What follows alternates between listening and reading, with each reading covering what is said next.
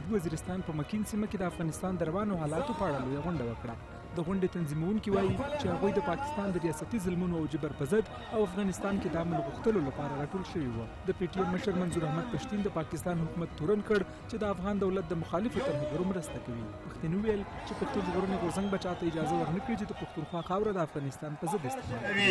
ملګری د پاکستان ریاست میش طالبون ته هیایي دا د تو ملګری نه دی، دا د افغانستان د ړنګولو ملګری دی.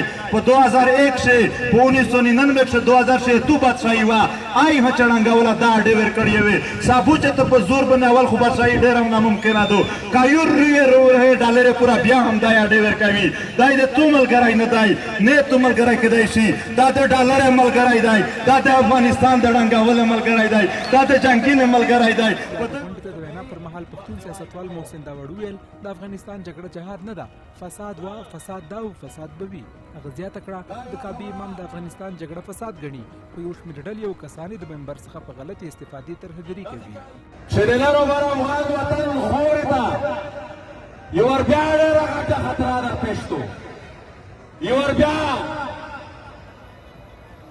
تیرې تیرې په دا وطن باندې راولي دي، یو ور بیا دتن یو بل کرېټ ګیم په دا خوره باندې راول ده.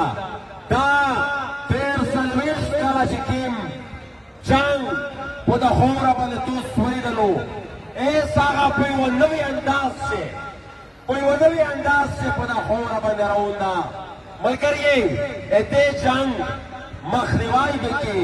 دا نن غونډه دا دغه مقصد دپاره راغوښتل شوې ده چې موږ تاسو دې جنګ مخنیوی وکړي.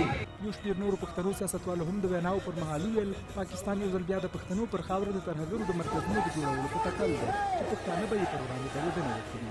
په ټولنیزو رسنیو کې هم ګڼ شمېر سیاسیونو او فعالانو په لر او بر افغان وطن کې ځوانانو د پی ټي ایم د غونډې په اړه لیکنې کړي.